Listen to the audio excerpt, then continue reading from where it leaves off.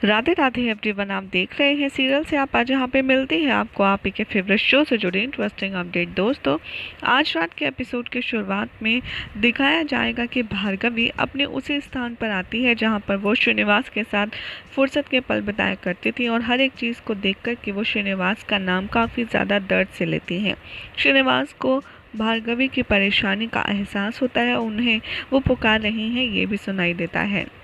भार्गवी श्रीनिवास से कहती हैं कि मेरा और तुम्हारा प्रेम सच्चा था, मैंने तुमसे सच्चे मन से प्रेम किया है श्रीनिवास, और मैं तुमसे मिलना चाहती हूँ, तुमसे बातें करना चाहती हूँ। और यहाँ पर भार्गवी सामने एक दीपक जल रहा होता है, उसे हाथ में उठाकर कहती हैं कि मैं ये प्रतिज्ञा लेती हूँ कि जब तक ये दीपक जलेगा तब तक मैं तुम्हारी प्रतीक्षा करूँगी, और अगर तुम इस दीपक के बुझने तक नहीं आए तो मैं समझ जाऊँगी कि हमारा साथ यहीं तक का था और तुम मुझसे प्रेम का भी करते ही नहीं थे। और ये सब बातें श्रीनिवास सुन रहे होते हैं और वो भार्गवी के पास आने के लिए सज्ज हो जाते हैं। भार्गवी यहाँ पर अपने और श्रीनिवास के बारे में काफ़ी सारी बातें सोचती हैं और रोती भी रहती हैं। देखते ही देखते दीपक बढ़ जाता है, यानी कि बुझ जाता है, लेकिन श्रीनिवास को आने में थोड़ी सी देर हो जाती है। भार्गवी को लगता है वो नहीं आएंगे और उनका प्रेम संबंध यहीं समाप्त हुआ।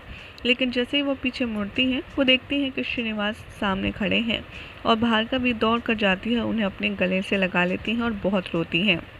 इधर महल में पद्मावती सारे राजकुमारों से क्षमा मांग रही होती हैं और एक बार पुनः विवाह की ये प्रतियोगिता शुरू करने की बात कहती हैं और कहती हैं कि मुझसे बहुत बड़ी भूल हुई है, कृपया करके मुझे माफ़ कर दीजिए।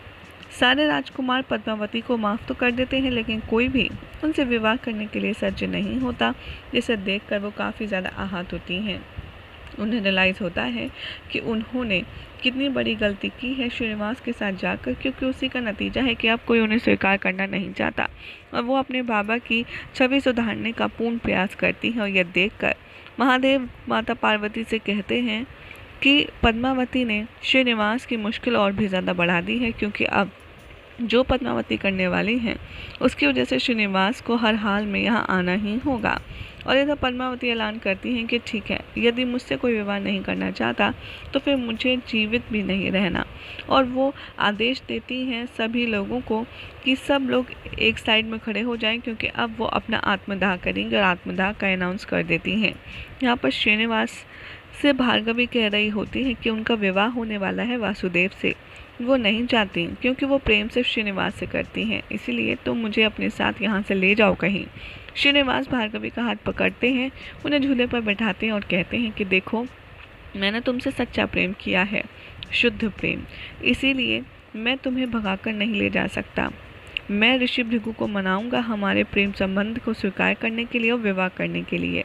यहाँ पर ऋषि भृगु महल में पहुँच जाते हैं और वो पद्मावती को देखते हैं और शौक में आ जाते हैं और वो सबसे पूछते हैं कि ये सब क्या हो रहा है। तब उन्हें पता चलता है बातों ही बातों में कि यहाँ पर पद्मावती ने आत्मदाह करने का फैसला लिया है।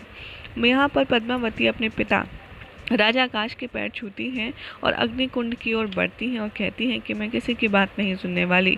ऋषि भृगु भी यहाँ पर अपनी पूरी कोशिश करते हैं पद्मावती को समझाने की, लेकिन वो किसी की बात नहीं सुनती और जाकर के चिता पर बैठ जाती हैं।